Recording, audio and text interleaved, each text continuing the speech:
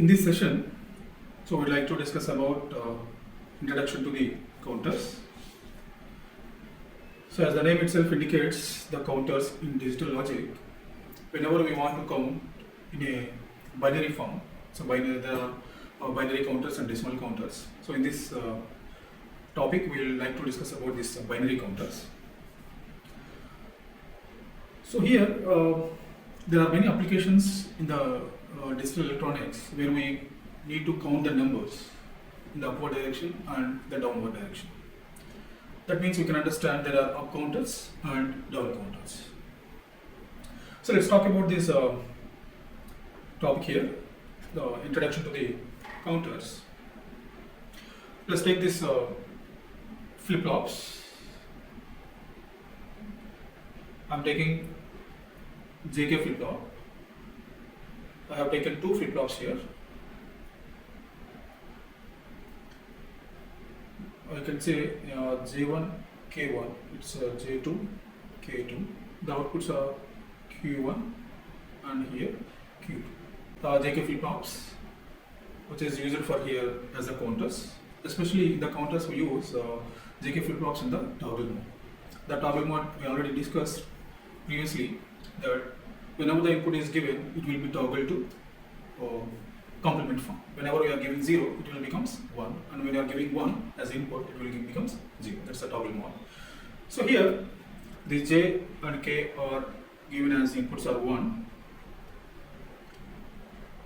So these will be given as inputs as 1. And here we have clock pulse for each flip-flop. I have given this clock pulse for the first flip-flop. And depends on this connection of the clock pulse, the counters are differentiated. Suppose if I given the clock pulse for the second flip-flop from the first flip-flop output, then it is a asynchronous counter. Or if I given this clock pulse for each and every flip-flop at the same time, then this connection is meant for synchronous counters.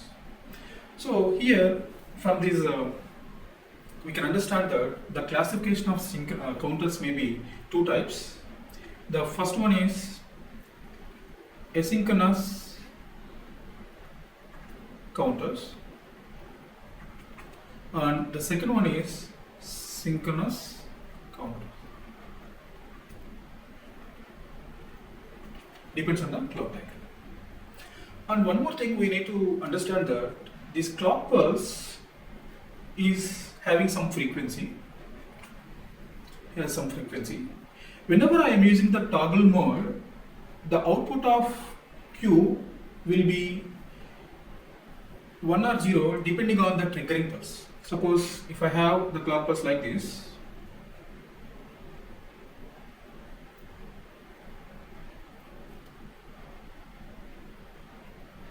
this is, suppose if it is taken as a clock pulse, the triggering method depends on this triggering method, or we can obtain the Q1 depends on the triggering methods. So it may be have positive edge triggering, and it is also having negative edge triggering. Suppose if I consider a negative edge triggering method, suppose this is the negative edge triggering method. So Q0 will have the value of initial 0 up to this triggering point. Up to this triggering point, Q0 is 0. Whenever this clock pulse is triggered for the first flip-flop, the value of Q1 will be toggled at the time of triggering. So at this point, 0 will becomes 1. This 1 will continue up to the next negative triggering method. Next negative triggering of this first flip-flop, and it will become toggled to 0 again, and again up to the next triggering pulse it will be 0, and again up to this next triggering pulse it will be 1, and again for the next triggering pulse it will be 0, and so on. And if you see the difference of frequency here, if the clock pulse having the frequency of f, that means the time taken to for the first triggering period, or the time taken for the clock pulses, time period of clock pulse is t, then the time taken to complete one cycle of the Q1 is nearly double. Approximately, not nearly, it's exactly the double value of time period it will take for the Q1. That means, suppose if I take it's a first flip flop and second flip flop, the clock pulse is having the frequency of f, the Q1 time period of Q1 is equal to 2 times time period of clock pulse. That means I can say the frequency of Q1 is, when the time period is doubled, automatically the frequency will be multiplied by the half. That means f by 2. So it's very simple. As the time period is 1 by frequency, we can say if the time period is doubled, automatically the frequency will half. Okay, so if you draw the same for this Q2,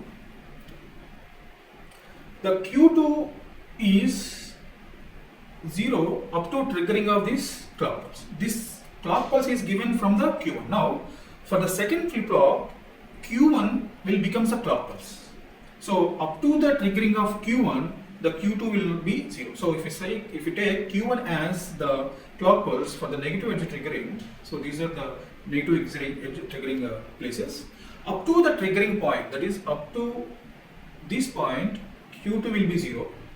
Whenever we are triggered for the second flip flop, it will toggle from 0 to 1, then it will continue up to the next triggering method, then it will be 0 for the next triggering. So this is the timing diagram for the Q2. If you observe the time period of this Q2, it is 4 times. It is double from Q1. So if I write the frequency of this second flip flop output, it will be f by 4. So from this I can conclude that if